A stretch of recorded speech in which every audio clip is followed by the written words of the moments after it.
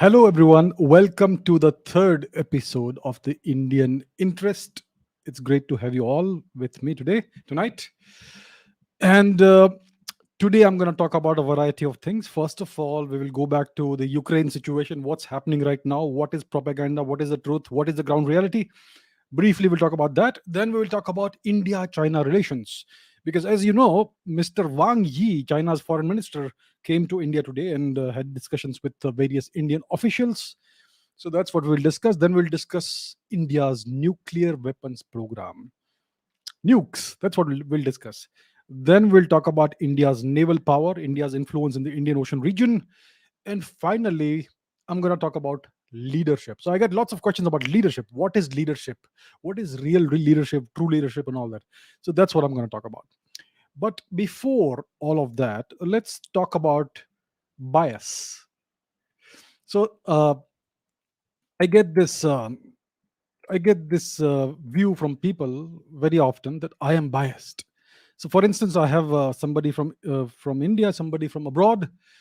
So one person says, "I think you were not impartial," which means you are partial, you are biased. And the other comment also says that why do you appear to offer no criticism to the Russians?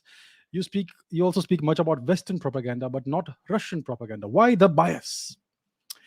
So I have never said I am not biased. Let's talk about Western propaganda and unbiased reporting and all that. I mean, what is the CNN? What is the BBC? Are these impartial, fair, objective news outlets? The BBC is the propaganda arm of the UK government. The CNN, the New York Times, the Washington Post, and so on and so forth, they are all propaganda arms of their government. That's how it goes. So they are all biased. So why should I not be biased? I am also biased. I say this openly. I am biased. I am motivated by self interest, by my national interest. That is the prism through which I view the world. And make no mistake about it, I am biased. I am not impartial. I am biased towards India. I do not talk about the Western perspective or the Russian perspective. I don't speak about the Western interest or the Russian interest or the Chinese interest or the Pakistani interest.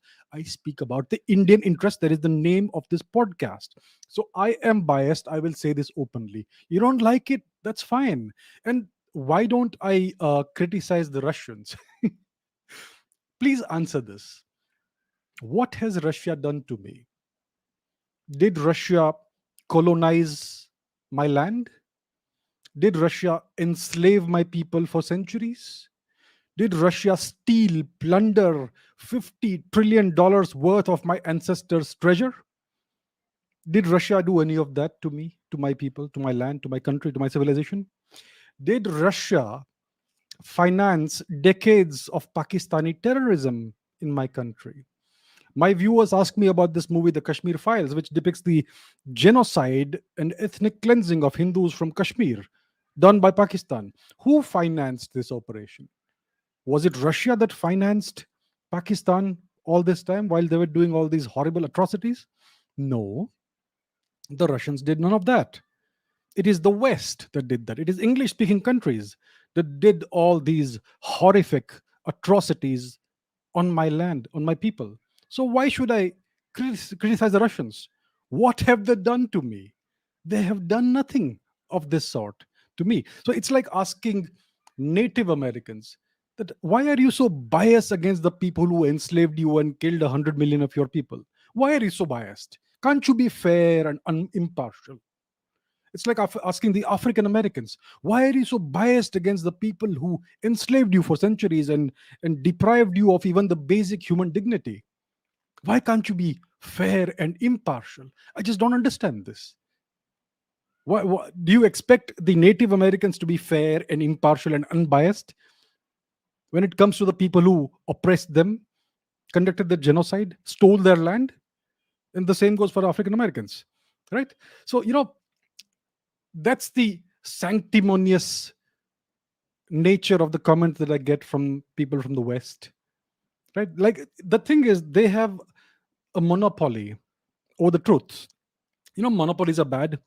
You may have heard of this very famous lawsuit in the United States, the United States versus Microsoft Corporation. It was in 1998, and the US government accused Microsoft of illegally maintaining a monopoly on the PC market, right? And they said that Microsoft's actions constituted unlawful monopolization of the market, and the US judiciary agreed with them. So monopolies are bad. That's what the US government says. The problem is that today you have a monopoly, global monopoly. 10% of the world dictates and lies to the 90%, or to the remaining 90% of humanity. There is a monopoly over the so-called truth. The West holds it. They have a monopoly over the social media, over the English speaking media, and that's what Indians consume. So isn't that unfair? Right. So the thing is, they lie all the time. Maybe there are one or two Russian propaganda outlets, but there are 10,000 Western propaganda outlets that are lying all the time. So why does the West have this monopoly over lying? And why is do they only have the right to be biased and partial? Why is there an obligation for me to be unbiased and impartial? So that's not how it's going to be.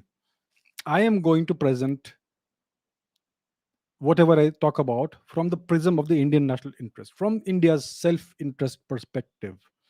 It's not going to be fair and impartial. It's going to be biased. I'm biased towards my people and my country. So I make no apologies for that. And if you don't like what I am doing here, well, cope, right? So, so that's about this bias thing. Let me get that out of the way. Now let's talk about Ukraine. So what's happening in Ukraine right now? So again, I saw some comments that Ukraine is winning, Russia is losing. Russians have lost tens of thousands of troops and all kinds of equipment, and they're on the verge of crumbling. Blah blah blah blah blah. That's what you get when you consume Western media. All right. So what's really happening? Well, you have to look at the map. So I showed you the maps last week, and this is the situation right now. So this says that this map is from the 24th of March 2022. Today is the 25th of March, so this is about 24 hours ago. And as you can see, Russia currently controls about a quarter of the country. It's an enormous country, the second largest country in the whole of Europe. So they control a significant portion, and you can see that they've gone very strategically. They are controlling the east part of the country, the northern part of the country, and the most of the Black Sea coastline. They already control Crimea, the Crimea Peninsula, which essentially makes the Sea of Azov a Russian lake. They control the entire Sea of Azov, and very soon it looks like they're going to control the port city of Okachiv, of Odessa, which is an important port city. And eventually, it looks like the Russians will again have a border with Moldova and with Romania. So they're going to, it looks like they're going to encircle Ukraine. They're going to cut off all access to the Black Sea. And so that's how it seems to be going. As you can see, they are on the doorstep of Kiev. They essentially have the city, the capital city of Ukraine, surrounded, and they are waiting. Now some people ask me, why don't they just capture it? Why are they waiting? They are waiting because they can afford to wait. They do it because they can. No one's going to come to the rescue of Kiev. So they're going to do it systematically, slowly. They'll do it on their own sweet time. There is no hurry. They are not using too many resources. They're not using their air force at all, and that's how things are going. So it's a very slow, sedate advance that we are watching, that we are observing. So what is the eventual objective? So I'm going to go back to what we had discussed last time. So eventually, they're gonna. It looks like they're gonna cut off the eastern part of Ukraine totally, and that will essentially be Novorossiya. This is what I spoke about last week. So this situation still seems to hold. This is apparently this is what looks like their ultimate objective of bifurcating, partitioning Ukraine, keeping a rump state in the west, and amalgamating or annexing whatever is in the east, which they call Novorossiya. So that seems to be the overall objective of the Russian advance in Ukraine. So now let's understand. Let's understand what this war in Ukraine really is. The war in Ukraine is a proxy war. What's a proxy war? We in India know what a proxy war is. It's when another nation, an enemy nation, uses proxies to wage war against you. So the Pakistanis used terrorist outfits to bleed India for decades, and they were funded. The Pakistanis were financed by the Americans. So essentially, you could say it's a double proxy war. The terrorists were Pakistani proxies in India, whether it was in Punjab, whether it was in Kashmir, or whether all the other terrorist activities in various other parts of India. It was all done by Pakistan, but the Pakistani army never got involved. They used terrorist proxies. And the Pakistanis were funded by the United States. So the United States was using Pakistani as a proxy against India. So that is a proxy war. So what's happening in Ukraine is a proxy war. Let me give other examples of proxy wars. Uh, the the 1980s action in Afghanistan was a proxy war. So in that, what you had was, you had these Mujahideens were so-called Islamic freedom fighters who were trained in Pakistan, who were supplied with American weaponry. So the Americans supplied all that to Pakistan, and these Mujahideens, they went into Afghanistan to fight the Soviets, and it ended up totally ruining the country. So I'm not saying the Soviet invasion of Afghanistan was justified. I think it was a case of imperialistic overreach, right? So they got greedy and they tried to annex a country that had nothing to do with their people, or their culture or their ethnicity. So that was a stupid thing to do, but it could have succeeded. But the Americans did not allow it to succeed. They used Pakistan as a proxy to fight the Soviets. So who bled, who died? It is Afghans and Pakistanis who bled and died mostly. But it was a war between the US and the USSR. But on behalf of the US, a proxy was fighting. It was the Pakistanis and the Mujahideens. So the Americans lost no manpower. They did not lose a single life, more or less. I'm not sure if there were any American casualties here and there, but mostly nothing. Right. So a proxy war is when you have somebody else fight on your behalf, somebody else bleed and die on your behalf, and you sit back and watch, and you reap the benefits of what's happening. That's a proxy war. There are lots of other examples of proxy wars. I can go somewhat further back in time, somewhere further west, but let's not go into that right now. There are other examples of proxy wars in the West as well.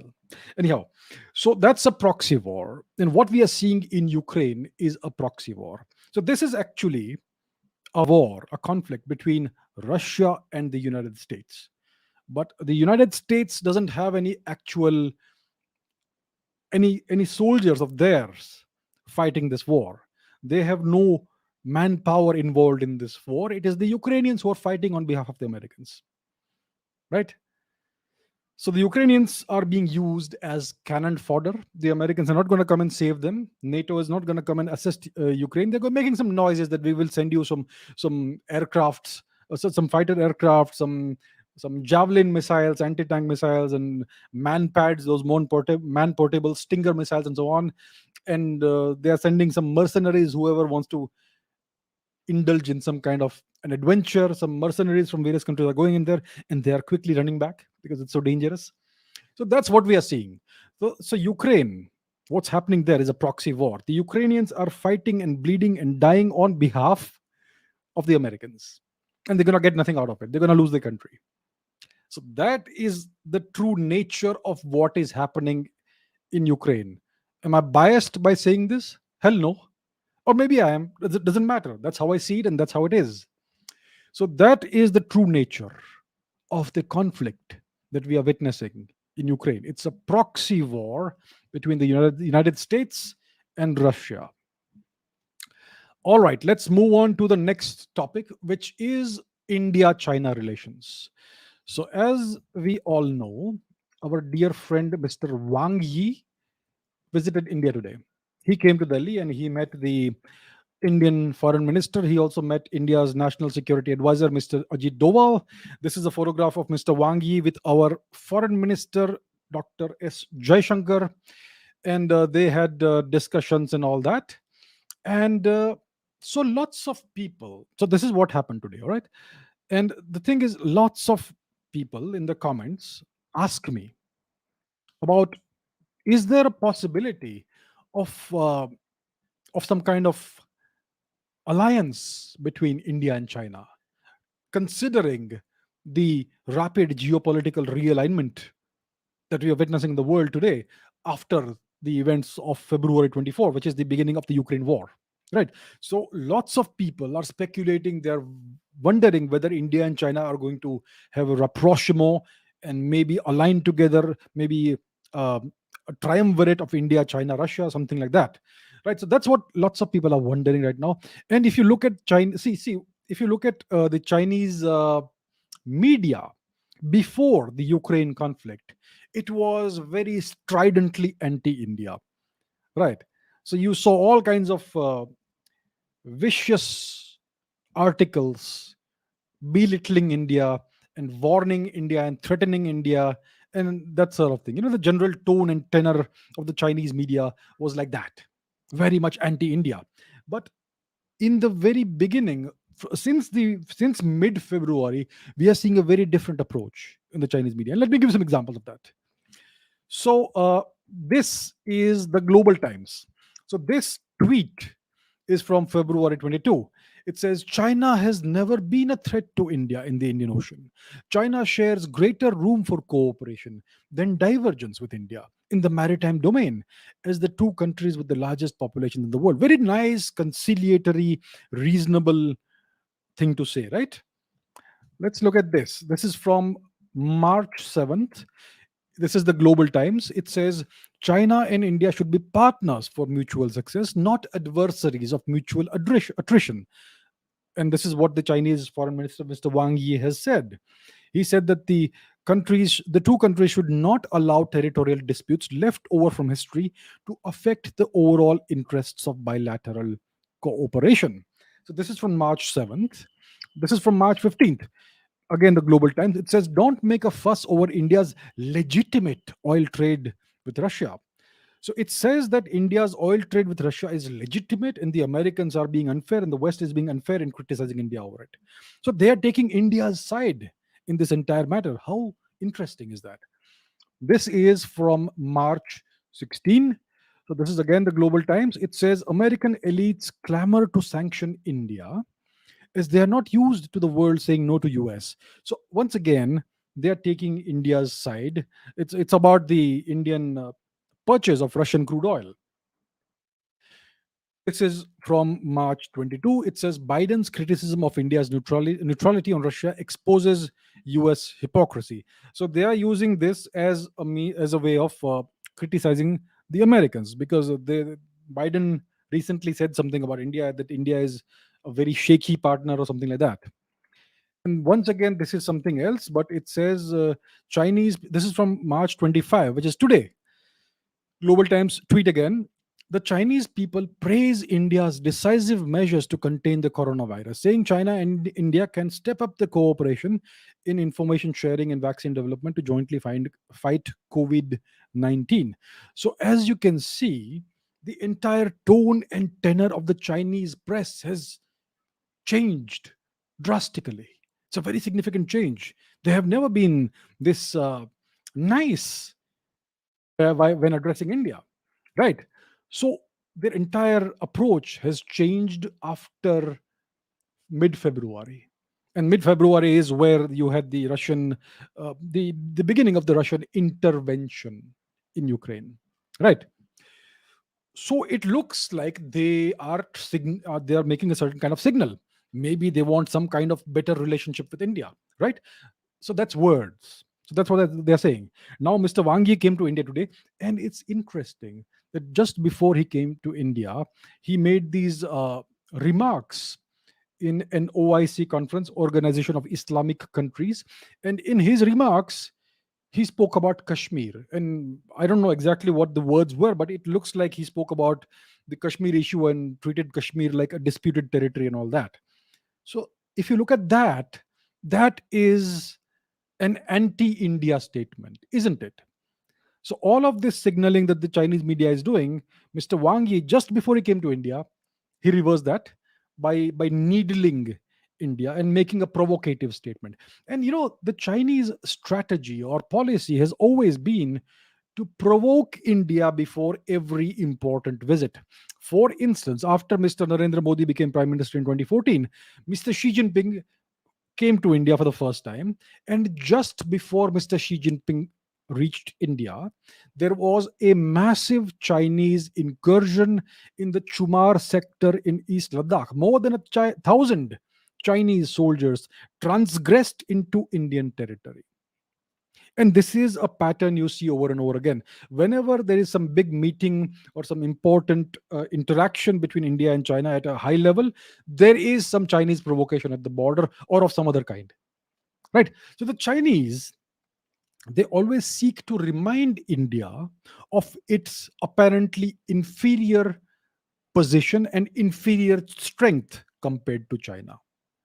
So that's what the Chinese policy has been. And despite all this wonderful signaling from the Chinese media, just before Mr. Wang Yi came to India today, he made a provocative statement, which essentially is interference in India's internal affairs. So it tells you something.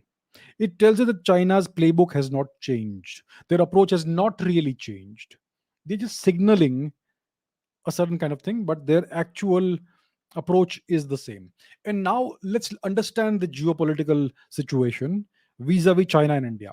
So India, as we know, has been to a significant extent dependent on Russia for military hardware, for spares, for various Sukhoi aircraft and various other systems we may have purchased from them. Russia is still India's major arms supplier. So India is to a significant extent dependent on Russia on this front. Now, after the Ukraine intervention and the incredibly brutal sanctions that the US has imposed on Russia, Russia is significantly dependent on China now. So India is dependent on Russia. Russia is dependent on China. What does it mean? It means that China now has greater leverage over India. And that is possibly what Mr. Wang Yi was trying to drive home by making this provocative statement about Kashmir. And I'm not sure what was discussed in the meeting. Maybe we'll find out about that. But the thing is, China now has greater leverage over India. China seeks good relations possibly with India, but it seeks those good relations on Chinese terms, not on India's terms. It doesn't want to seek a good relationship on equal terms. China has an economy that is 5 times greater than that of India. So the relationship is not a relationship between equals, it's an unequal relationship. So if there is any agreement, it's going to be an unequal agreement. If there's going to be any relationship, it's going to be an unequal relationship. So the Chinese seek good relations perhaps, but on their terms, not on our terms, or not on equal fair terms. It's not about fairness. The Chinese seek unequal relations with India. Please understand that. The Chinese do not see India as their equal, and rightfully so. India is not China's equal. They are far greater than us today. And more importantly, the Chinese may seek good relations with India, but they seek a weak, pliable, meek, and docile India, which is not what they have today. Because we have a very strong government and a very strong leader at the helm of India's government. Mr. Modi is a strong leader, very strong leader. That's what they don't like. They would rather prefer to have a weak, docile, submissive prime minister, a weak coalition government, that sort of thing. Which is why 2024 is very, very important for India and also for the Chinese. And paradoxically, also for the Americans, because they also don't want a strong government in India. So that's the interesting situation that we are in right now. Now let's take a look at what the Chinese, what the interaction with the Chinese was like. Let's take a look at a little bit of that. So this is what we hear. So this tweet came out in the afternoon today. So our foreign minister Dr. S. Jaishankar said that our relationship with China at present is not normal, given the presence of a large number of troops in contravention of the 1993-96 agreements. That's what Dr. Jaishankar said after his meeting with the Chinese Foreign Minister Wang Yi. And he further said that so long there are very large deployments, the border situation is not normal. We still have ongoing friction areas, having made progress in resolving some friction areas including Pangong. So our discussion today was how to take this forward, and he also made it clear that the relationship is not normal because of the provocations that the Chinese have done, because of the Chinese actions, not because of Indian actions. The Indian side has not transgressed into what the Chinese perceive to be their territory in Chinese occupied Tibet. It is the Chinese that have been making regular incursions on Indian territory. So if the relationship is not normal, it's because of Chinese actions. If the relationship is bad, it's because of Chinese actions. And if the Chinese truly seek to have a good relationship with India, then why are they insisting on not resolving the border issue? The border issue can be negotiated and finalized. It can happen. There have been, I don't know, 15, 19, 300 rounds of border negotiations, border talks, and nothing ever happens. There is no progress ever. So the Chinese are repeatedly stalling the border negotiations with India because they want to keep the border issue open so that they can keep pressurizing India and keeping India on the back foot. So given all of this, there is no possibility right now of any alliance or any compromise between India and China. The Chinese are playing the same game that they've been playing for decades.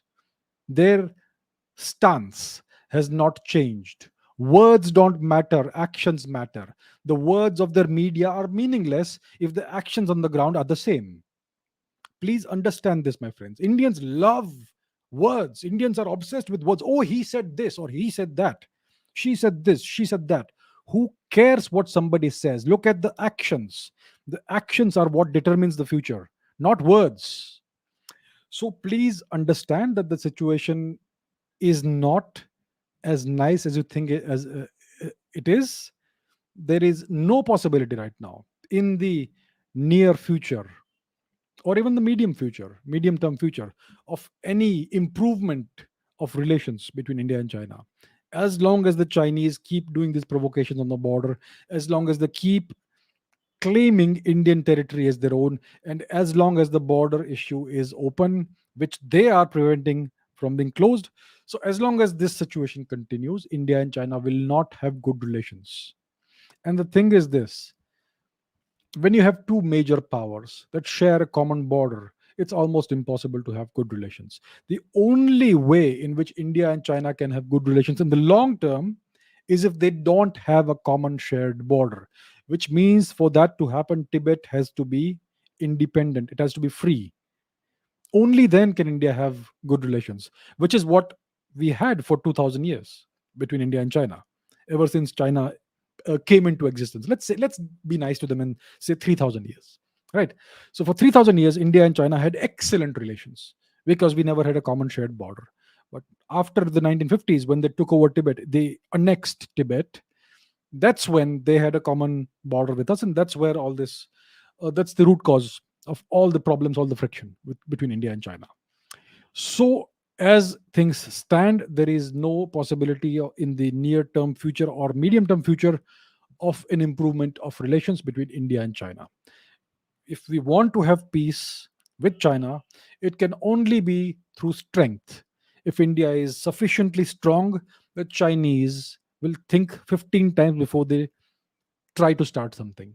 So it is peace through strength. India has to ensure that it is strong enough to deter China. And we have one very good deterrent, of course, which is nuclear weapons, which is, interestingly enough, the next thing I would like to speak about. So let's move on and let's talk about nuclear weapons. So, how many nuclear weapons do you think India has? Most of you would say 120, maybe 130. I mean, that's what the media says. Every media outlet says that India has about 120 nuclear weapons. And this is a story we have been hearing for more than a decade. 120, 120, and the Pakistanis have 130. So India is inferior to Pakistan in the nuclear weapons count, apparently. And that's what the Western media says. It's also what the Indian media keeps parroting, right? So they say that India has 120 nukes, Pakistan has 130.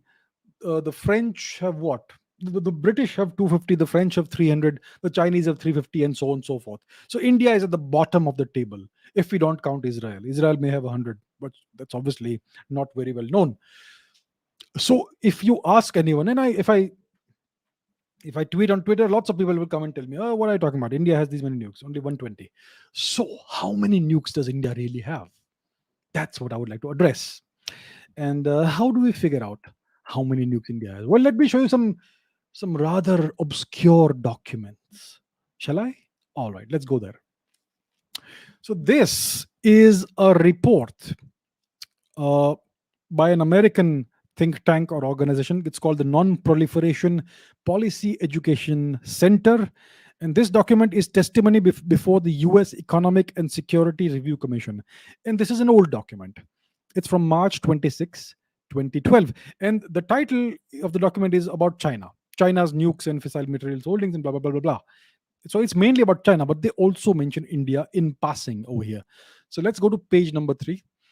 So where they talk about, okay, it says there is also India. As you can see, it talks about India. There's also India, and it says here, it states here that India has roughly 1,000 bombs worth of separated plutonium. It claims can be converted. It claims it can convert into nuclear weapons. So this document refers to India having enough material, fissile material, for 1,000 nuclear weapons. This is from 2012. So it's a decade old. This report is a decade old. It says India has approximately enough fissile material for 1,000 nuclear weapons. Let's take a look at something else. This is a Pakistani newspaper, The Dawn. It's quite famous, very well known. This article is from 2015. All right. And so, what does it say here? It says that contrary to international estimates, which give a watered down view, Pakistani assessment is that India has enough fissile material, both reactor and weapons grade plutonium, for more than 2,000 warheads. So the Pakistani estimate is twice of the estimate from 2012, which was from the US. So in 3 years' time, the estimate has doubled. Now let's take a look at a more detailed document. This is a document from 2017. It's a discussion paper from the Harvard Kennedy School Belfer Center for Science and International Affairs, which is a very well known, well, I don't know what to call it. Think tank, is it? Or is it a college or whatever it is, right? So this is a very detailed document, 66 pages. Let's go to page number 60. So this is a table of Indian and Pakistani fissile material weapon equivalent potential, right? So let's talk about what it says about India. It says India has 0.59 to 0.79 tons of weapons grade plutonium. India has 5.5 tons of separated reactor grade plutonium and 11 to 14 tons of unseparated reactor grade plutonium. And India has about 3.2 tons of highly enriched uranium 235. So the weapons potential based on this data is that India has enough fissile material for between 2,261 to 2,686 nuclear weapons, whereas the total Pakistani potential is 207 nuclear weapons. So this, my friends, gives you a more accurate estimate of the nuclear weapons potential that India has. It doesn't mean that India has 2,000 or whatever nuclear weapons. It means India has enough fissile material, plutonium and uranium, to build up to 2,686 nuclear weapons. This is from 2017. We have nuclear reactors, we generate more fissile material. So, if the trend continues like this, we would certainly have more than enough fissile material today in 2022 for more than 3,000 nuclear warheads. Obviously, we will not convert all of that fissile material into nuclear warheads. It's pointless to have so many, but we would certainly have more than 120, don't you think? We would certainly be able to match whatever China's nuclear warhead count would be. Of course, they have not made it public, but we can have a few, have a reasonably accurate guesstimate as to how many nuclear weapons they would have. The West keeps on saying they have 350 nuclear weapons. I would say it would be at least 500, if not 1,000. Maybe they don't need to have that many, but certainly 500 would be the minimum that the Chinese would have. And if India has enough fissile material for 3,000 nuclear warheads, I would expect India would also have about 500 or so warheads as of today. So all of this fissile material cannot be used for warheads. We need it for other purposes. Need it for reactors. We need it for nuclear submarines, the fuel for that, and so on and so forth. But we have more than sufficient fissile material for a lot of nuclear warheads. So that is just to put things into the correct perspective. Whatever you're seeing from the media is, I don't think it's from the Indian media. I don't think it's deliberate misinformation. They just don't know where to look. They have no idea of what's really happening. They just blindly copy whatever the West is saying. Oh, the BBC said we have 120, so it must be 120. That's the gospel truth because the BBC said it, or the CNN said it, or the Washington Post said it. Our media is a blind copycat. They don't do any real research of their own. They don't know where to look. They don't know how to do the research. I'm not. So that's just how it is. So I just showed you three different reports, and I'm sure we can dig up many more. There are maybe more recent, but the more recent ones would be classified. They would not be available in the public domain. So that's where India stands. We have way more nuclear fissile material than just enough for 120 nuclear warheads. We have way more than that. So from that front, India is well covered. Our nuclear deterrent is strong. We can deal with any potential aggressor. The only thing is to develop a proper nuclear triad, which means to be able to deliver nuclear weapons from in three different ways: from land, from air, and from the sea. So we have, I think, now completed the triad because we have nuclear submarines that can remain submerged for a very long time. We are developing newer nuclear submarines that would have enhanced capabilities. So we are doing well on that front as well. So that's about nuclear weapons. I thought it would be interesting to discuss that. Now, let's talk about the Indian Ocean region because that's a very important front and a very and often neglected front when it comes to India's security and defense. So to talk about the maritime Indian Ocean region front, we have to look at the map. And as you know, I'm a big fan of the map. So here we are. So this is the Indian Ocean region, this here. And as you can see, India enjoys a God gifted geographic position. It dominates the Indian Ocean region. It's a geographical location that's given by the gods. The Indian subcontinent protrudes almost 2,000 kilometers south into the Indian Ocean, and we are able to dominate all the sea lanes, all the choke points, all the straits, and everything. So let's look at India's influence first of all in this region, right? So, what are our neighboring countries that share the Indian Ocean with us?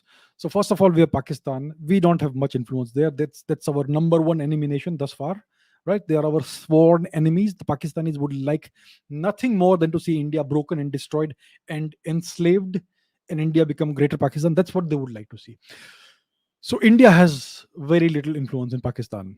If you go further west, we have Iran, which is not again a very friendly country, culturally very different from us now.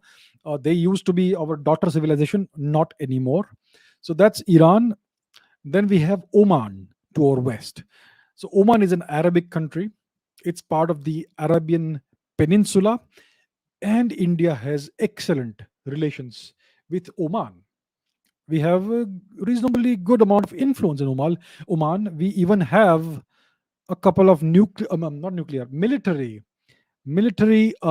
bases in Oman, which are very not very well known, but we have that.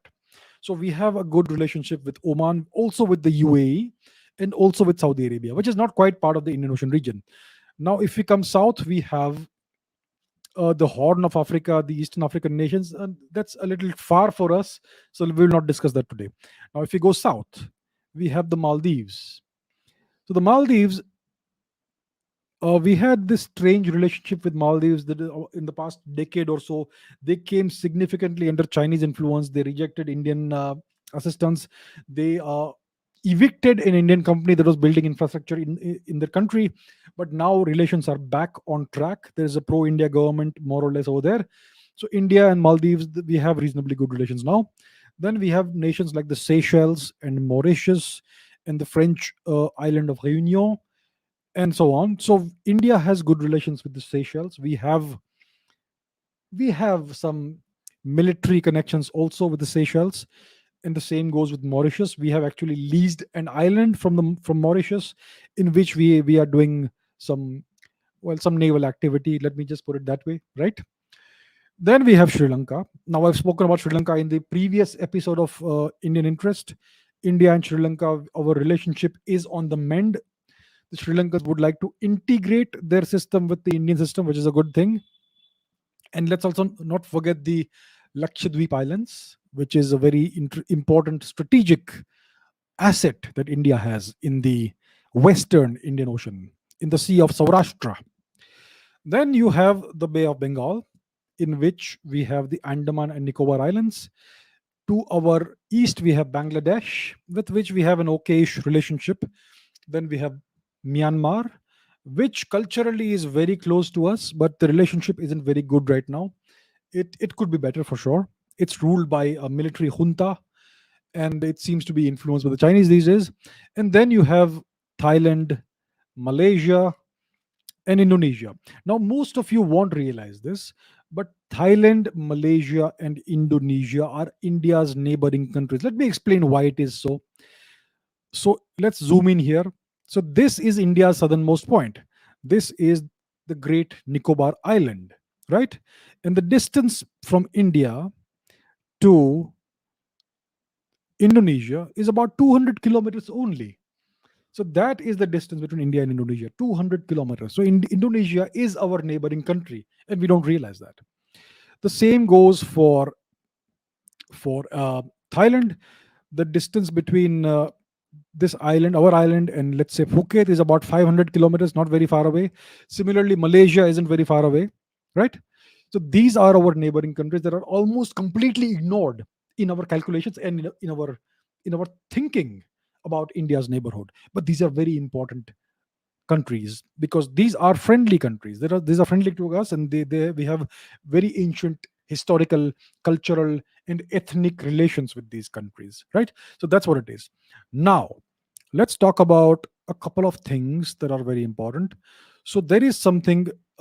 Let's zoom in here. So there is something called the 9-degree channel in the Lakshadweep Islands. So if you can see here, there is this island of Kalpeni in the Lakshadweep Islands, and down south there is the island of Minicoy in the Lakshadweep Islands. These are Indian territories, and between these two islands there is a distance of about 200 kilometers. And what is interesting is that 99% of maritime shipping traffic, commercial traffic, which is going from the Western world to China, passes through this little stretch of ocean, the 9-degree channel between India's Minicoy and between India's Kalpeni. So we are in a position to control 99% of the global trade between the West and the East. Whatever is being exported from the West to China and whatever China is exporting to the West, it all passes through Indian territory. 99% of it. This place is called the 9-degree channel. I bet your geography teacher did not tell you about this. Right?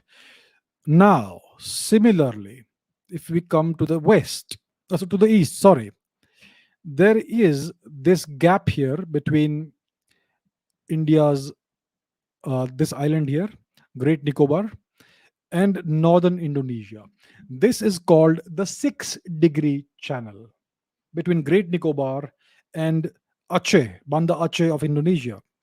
So this is, like I said, about 200 kilometers, right?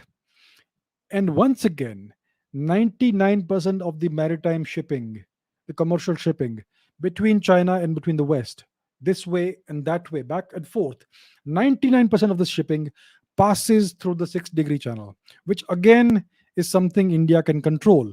For instance, if you have an airstrip, if you have an Air Force base close by, like we have here, then you can control everything that happens. You can close off that choke point. So this is the 6 degree channel, which is where all the shipping goes from. And this here is the Malacca Strait. We talk about the Malacca Strait, but even more important is the 6 degree channel, because the Malacca Strait is quite wide. It is about, I don't know, 50 kilometers wide over here and much wider at its mouth. But then all the shipping has to pass through the 6 degree channel. And that's where we can interdict shipping if we want to. So, to control the Indian Ocean, you don't have to have an enormous presence all across the Indian Ocean. You need to be in a position to control the straits, the choke points, the 6 degree channel in the Bay of Bengal, the 9 degree channel in the Sea of Saurashtra, and also we should be able to control the Strait of Bab al Mandab between Djibouti and Yemen, which is not far from India, and also the Strait of Hormuz or the Strait of Hormuzd in the Persian Gulf. So, if you can control these shipping lanes, then you control the destiny of almost all the maritime shipping, all the commercial traffic between East and West. And India is in the prime position for doing all of that. But to do that, India needs a good navy and also a good air force, right? So the thing right now is this: the Chinese are interested in the Indian Ocean region. They are building a very powerful navy. They are churning out warships like sausages, like samosas, right? They are building lots of warships, destroyers, and so on, cruisers, corvettes, whatever, submarines also every year. And the problem the Chinese face is the three island chains. The Chinese are constrained, they're confined close to their mainland because of these island chains. What are the island chains? The first island chain is Japan. As you can see, Japan is a long chain of islands. It stretches all the way down south. Then it continues with Taiwan. And then you have the Philippines and so on and so forth. And then you have Indonesia. So that is the first island chain that confines China.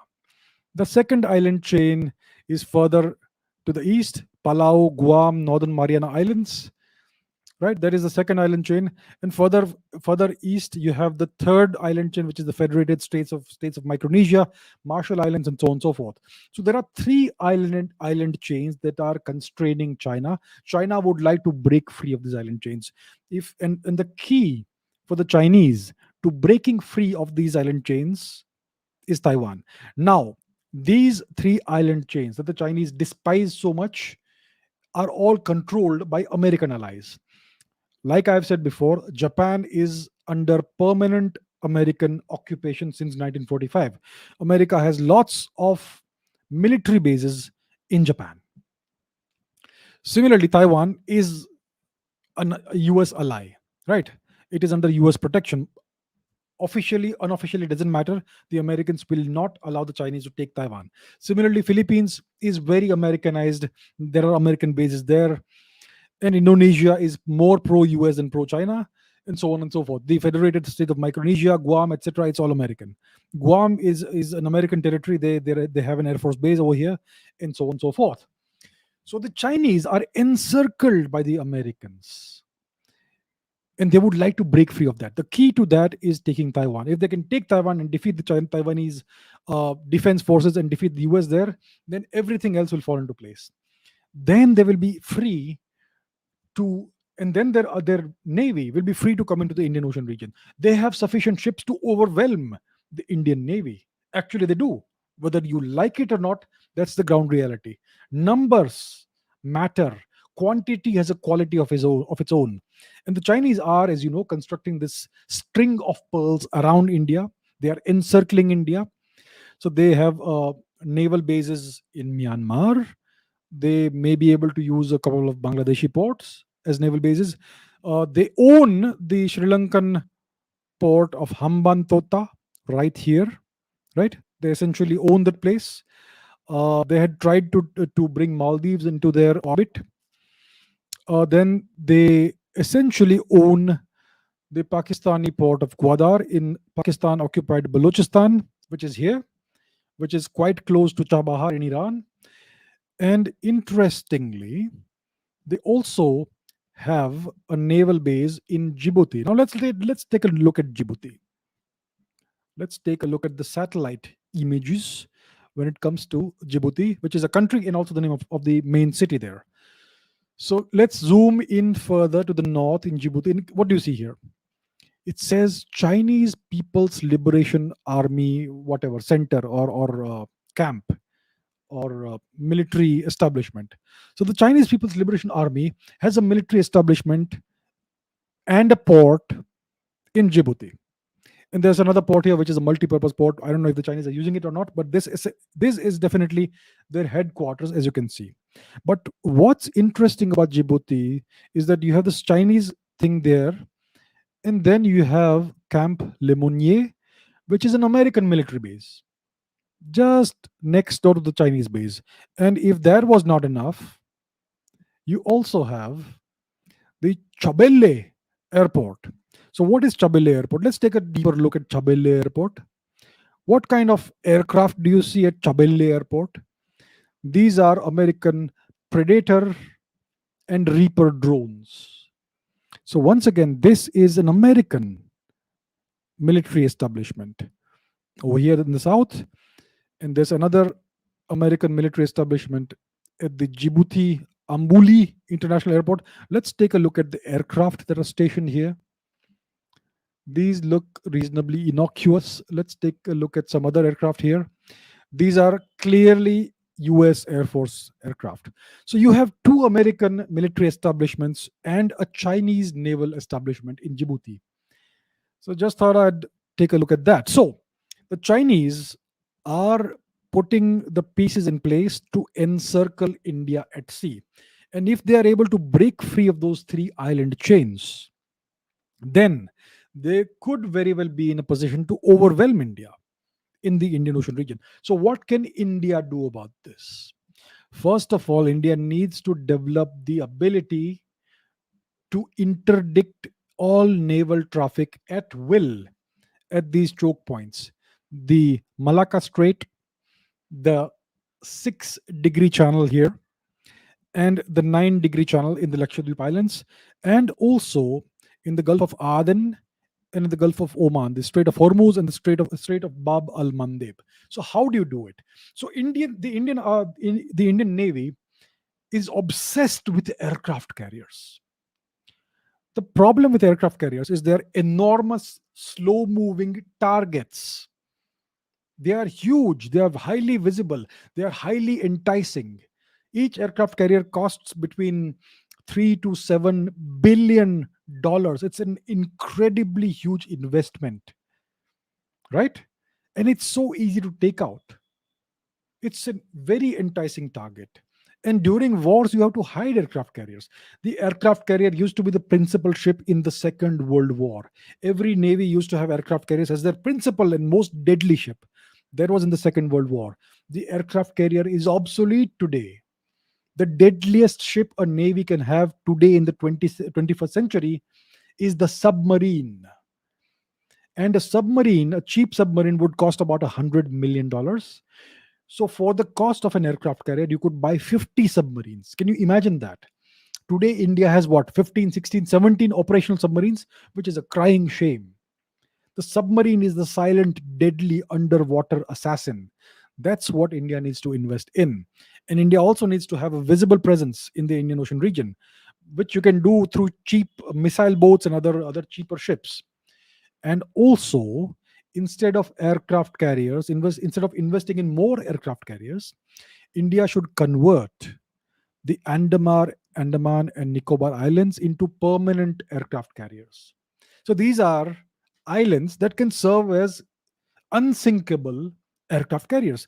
We are already doing that in this island here. We have a Air Force base here, and the deadliest plane that we have, the deadliest aircraft that we have, is the Sukhoi 30 Mark MKI. So the thing about the Sukhoi 30 is that it has a range of 3,000 kilometers, not 300, 3,000. So let's say that you are in the Andaman Islands and you want to go to Manila, let's say. So what's the difference? What's the distance? Let's take a look. It's about 3,000 kilometers. So this is the range of a Sukhoi aircraft. So assuming you're going to be refueled in Manila, you can fly all the way to Manila from the Andaman Islands. That's how far our Sukhoi aircraft can fly. For instance, let's take another example. Let's say you are sitting in Gujarat in Saurashtra and you want to go to, let's say, Baghdad. How far is that? That's less than 3,000 kilometers. That's how far a Sukhoi can travel on its internal fuel capacity. So India, with its Sukhoi fighter planes, can dominate the entire Indian Ocean region. And the Sukhoi cannot be placed on an aircraft carrier, it's too large. So, what we need to do is to convert the Andaman and Nicobar Islands into unsinkable aircraft carriers and also convert some of these Lakshadweep Islands into unsinkable aircraft carriers. And then we can dominate the Indian Ocean region. We can deal with any enemy warship that we want. And also, we need to invest in more submarines instead of aircraft carriers. So, if India does that, it will become a naval maritime superpower. But that needs investment. The Navy, I believe, is one of the most neglected arms of the Indian military forces. Of the three services, Army, Navy, Air Force, I think the Navy is the most neglected. And it's a crying shame because India has a 10,000-year history of being a maritime seafaring nation. So I believe it is time now for India to become to invest heavily in the navy and not in obsolete systems and platforms like aircraft carriers, but into lean, mean, and sleek and light and agile platforms like submarines, like warships, like destroyers and all that, but mainly on submarines, because submarines are the real deal. They are unseen, they are extremely hard to detect, and they can destroy targets at will. Torpedoes are almost impossible to stop. And not only torpedoes, submarines can unleash cruise missiles, hypersonic missiles, like the next generation BrahMos, or supersonic missiles, like the regular standard BrahMos that we already have plenty of. So that is what India needs to do. That is what India's naval power requirements are. If India does that, India will become a genuine great power in the Indian Ocean region. So that's the potential India has. If the right kind of investments are done in the next decade, in just the next 10 years, India can become a major power in the Indian Ocean region. And it can totally interdict any Chinese attempt to try and become a power in the Indian Ocean region. So that is the potential that we have. We also have the money for that. It's not like we are a poor country anymore. We have an enormous GDP comparatively. Yeah, our per capita GDP isn't that great thus far, but we have the resources needed to build a more powerful navy. And that is very important. It's vital for India's long term future because this decade, the 2020s, is going to be a decade of significant geopolitical realignment. We're going to see an increasing bipolarization of the world. And Chinese power is going to grow. American power seems to be waning, seems to be declining. So when America's power is declining, China's power is rising. It is best for India to be well prepared in all possible ways. We have the nuclear shield, we have the deterrent, but we also need to ensure that we don't lose the Indian Ocean region. Because if we wait another 10 years, the Chinese will begin to dominate the Indian Ocean region. And then it will become very hard for India to make progress here.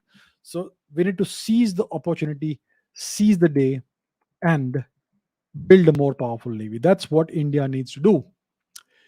Right. So that deals with the Indian Navy and our naval power requirements. Now, I want to talk about leadership. Right. So lots of people ask me to talk about leadership. What is leadership? What does real leadership mean? What's the difference between fake leadership and real leadership? What are the characteristics of a good leader, and so on? It's an abstract concept, but let me try and explain with an example. So, who do we consider to be India's greatest leader of the past 100 years? If you ask the Indian government, If you ask the Indian government, they will say that the greatest Indian leader of the past 100 years is this gentleman here, Mr. Mohandas K. Gandhi. And if you ask your school teacher, your history teacher, if you read your history textbooks, or if you watch the Indian media, news channels, etc., they all extol Mr. Gandhi's virtues to the high heavens. So, according to the general consensus, the greatest leader India has seen in the past 100 or 150 years is Mr. Mohandas K. Gandhi. So let's take this as an example and let's discuss what leadership actually is. What is leadership? What are the hallmarks of a good leader? And to further investigate this, let's ask this question.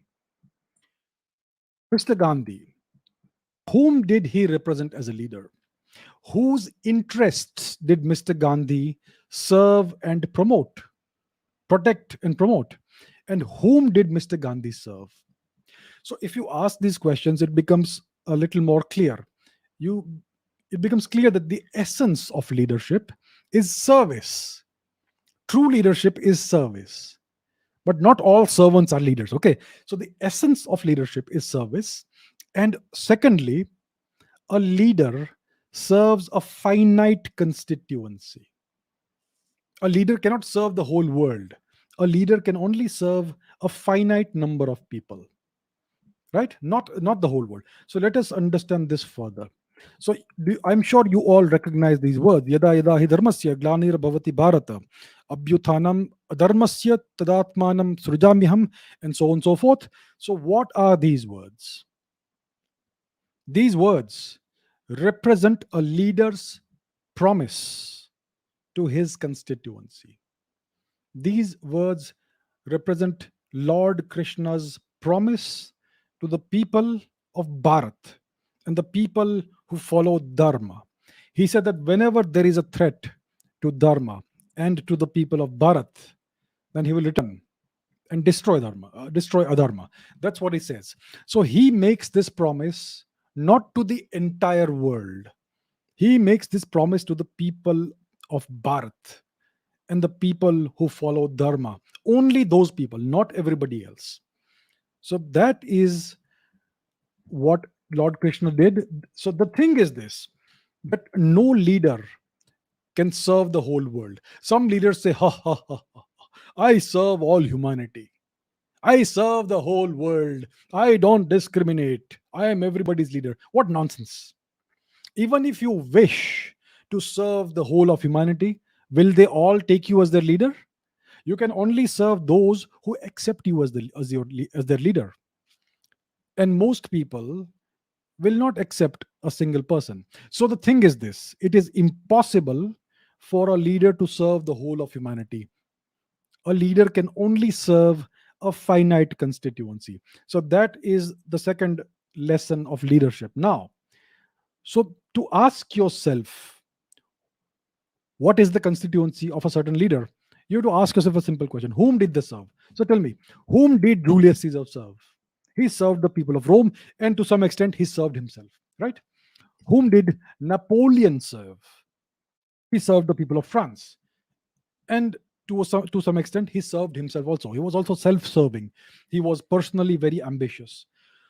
Whom did Abraham Lincoln serve? Abraham Lincoln served the people of the US to some extent. Not all, not the Native Americans, not the women, but yeah, okay, most Americans or some Americans. Whom did Winston Churchill serve? Did he serve the people of India? Or did he serve the people of the UK? He victimized the people of India and he served the people of England. Whom does this fine gentleman serve? Does he serve the people of North Korea? Does he serve himself? Or does he serve some other leader that he himself defers to? And what about this great gentleman, Mr. Imran Khan Niazi? Whom does this fine gentleman serve? Does he serve the people of Pakistan? Does he serve himself? Or does he serve the Pakistani army? Whom does he serve? Tell me. What about the Pakistani army itself? This is General Bajwa, I believe. So, whom does General Bajwa serve? Does he serve the nation of Pakistan? Does he serve the Prime Minister of Pakistan? Or does he serve himself? Right? And whom did this gentleman serve? Former Indian Prime Minister Manmohan Singh. Whom did he serve? Did he serve the people of India or did he serve something else? Ask yourselves. Whom did Muhammad Ali Jinnah serve? Did he serve the people of India or did he serve a certain section of the people of India, a certain community? And similarly, whom did Mr. Mohandas Karamchand Gandhi serve? Whom did he serve? That is what you need to ask yourselves. Whom did this great gentleman serve? Right.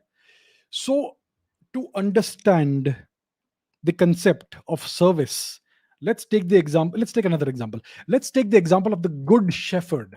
The Good Shepherd. So, the Good Shepherd takes care of his sheep, right? He has a flock of sheep whom he serves. He takes care of these sheep. He makes sure that they have enough food to eat every day. He makes sure that they go out every day in the pasture, get lots of grass to eat, lots of sunlight. He makes sure they have plenty of water to drink. He makes sure that he keeps the big bad wolf far away from these sheep. And he makes sure that they have a nice, secure location in which to sleep at night. And he makes sure that their children are taken care of and so on and so forth. So, isn't he a great servant of the sheep? Whom does he serve? Does he serve the sheep? Well, actually, the good shepherd serves the guy who owns the sheep. He doesn't serve the sheep, he serves the guy who owns the sheep. And he is ensuring that the sheep get fat and healthy so that they can eventually be slaughtered. So, he serves his boss, he is providing a certain service for a fee. He is not the leader of the sheep. He doesn't serve the sheep. He is their jailer. He is their prison guard. He is their slave driver. That's what the good shepherd does. He exploits his flock of sheep. His service is to his master, not to his subordinates. His service goes upwards, not downwards. So, this is not a true leader. So, even though he seems to serve, he actually exploits. Does this sound familiar, my friends? Right? So, this is where service can be misunderstood. The service seems to be for the sheep, but is actually for the master. Right? Now, similarly, for a project manager is a leader, right? You hear all the time about business leadership, and the people who are project managers, they are told to read books about leadership and all that. But the truth is that this project manager, he doesn't serve the employees who are under him, who are his subordinates. The project manager serves his company, his bosses. So this is again not a leader, this is fake leadership. He is just a servant. He is serving some other master, right? So so what is true leadership? True leadership is selfless service without expectations of rewards or payments. That is true leadership. The shepherd is a fake leader. So is this project manager. Now let's ask another question.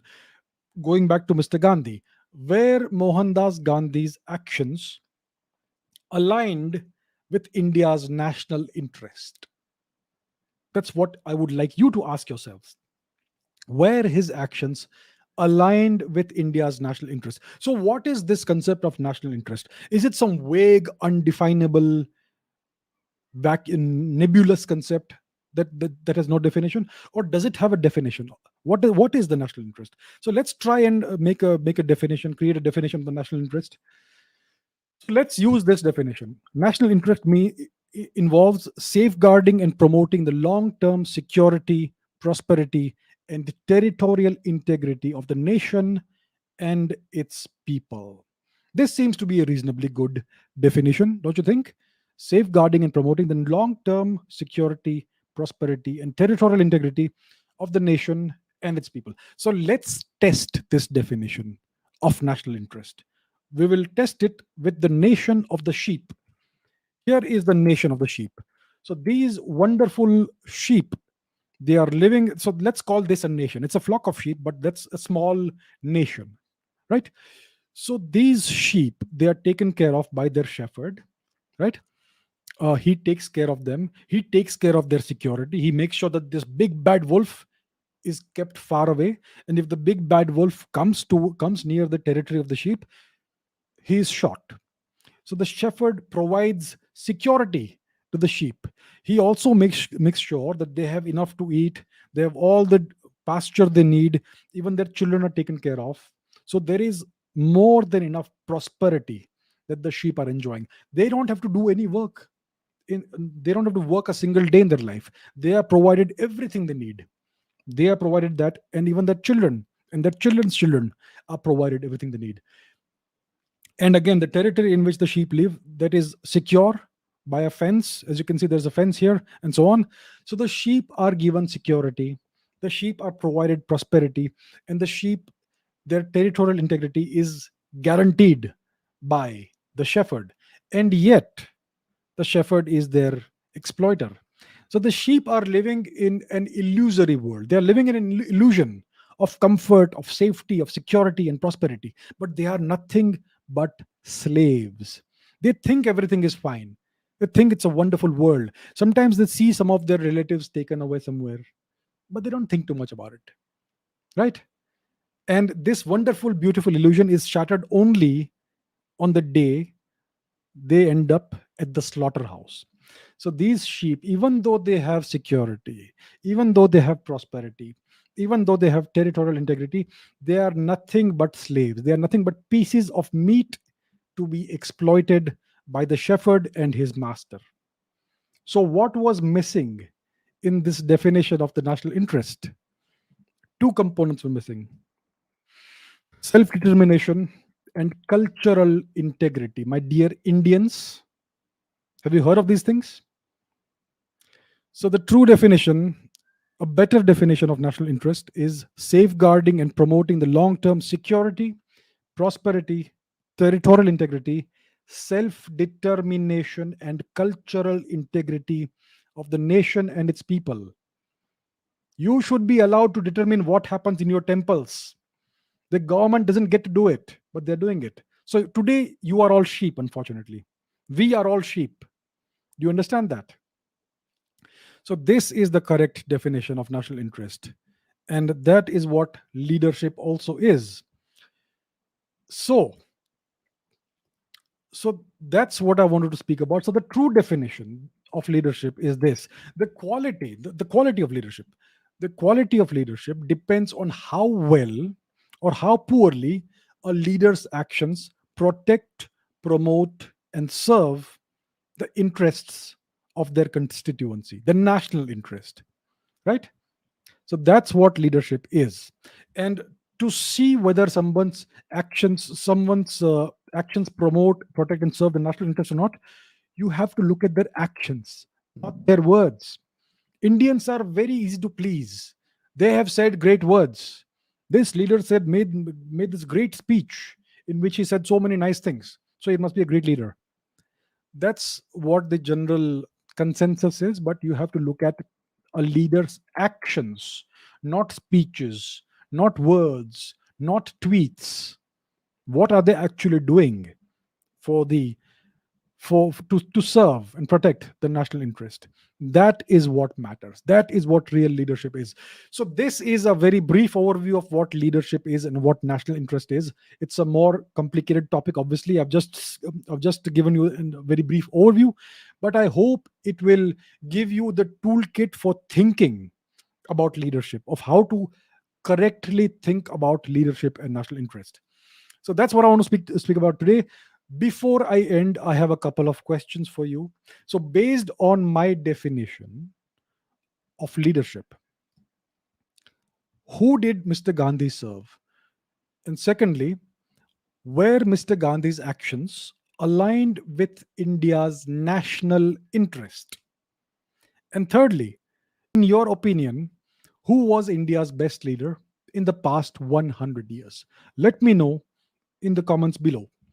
All right, that's it for today. Thank you very much for watching, and I will see you in the next episode. Thank you. Bye.